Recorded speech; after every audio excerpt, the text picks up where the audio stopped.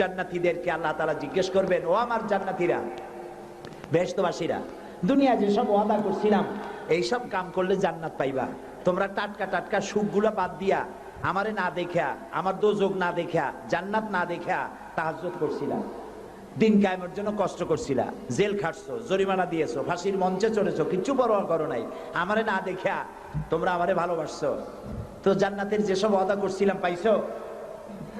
জান্নাতীরা বলবেন না, আয় আল্লাহ পাইছি। আল্লাহ তাআলা বলবেন ওয়ালাদাইনা মাজিদ, আমার কাছে আরো আছে। সুবহানাল্লাহ, সুবহানাল্লাহ, আরো আছে। বেহেশতীরা চিন্তা করবে এক থেকে আর আছে কি? আল্লাহর নবী বলবেন, আয় আল্লাহ রাব্বুল আলামিন, জান্নাতবাসী আমার উম্মতেরা বুঝতে পারে নাই তোমার কাছে বেশি কি আছে, তারা বুঝতে পারে নাই।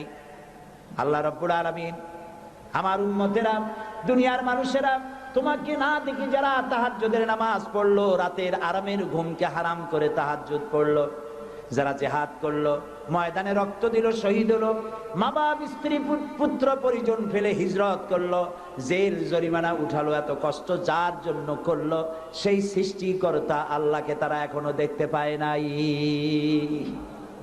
আল্লাহ তাআলা তারা তোমাকে দেখতে চায়, সাহস নাই তাদের বলা।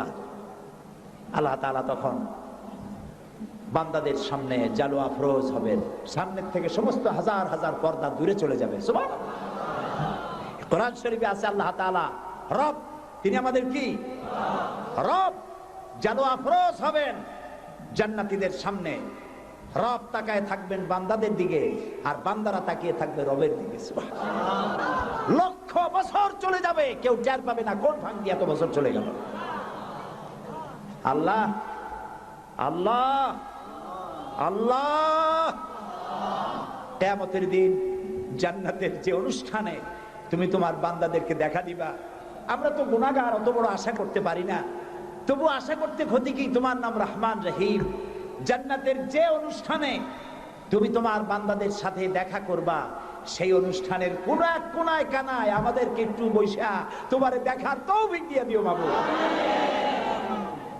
প্রিয় ভাই সব, কোরআন নাজিল হচ্ছে, রাসূলুল্লাহ মুখস্থ করতেছেন, সাহাবায়ে কেরামদেরকে লিখতে বলছেন, তারা হাড়ের উপরে লিখছে, কাঠের উপরে লিখছে, শুকনা চামড়ার উপরে লিখতেছে।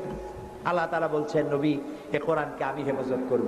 আল্লাহ এমন ভাবে হেফাজত করলেন, এই কোরআন মানুষের সিনার মধ্যে জায়গা করে দিলেন। বাইবেলের হাফেজ নাই, বেদের হাফেজ নাই, হাফেজ আছে কিসে? কোরআন। সুবহানাল্লাহ কইতে ইচ্ছা করে না? এত বড় কোরআন শরীফ কি মনে করেন ছোট্ট ছোট্ট বাচ্চারা পর্যন্ত মুখস্থ করতেছে। আল্লাহ রাব্বুল আলামিন বলেন, ওয়ালাকাদ ইয়াসসারনাল কুরআনা লিযিকরি ফাহাল মিন মুদ্দাকির।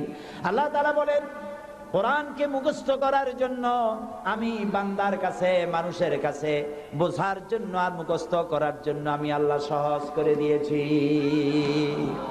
আল্লাহ যদি সহজ না করতেন, এই কোরআন আমরা মুখস্থ করতে পারতাম না।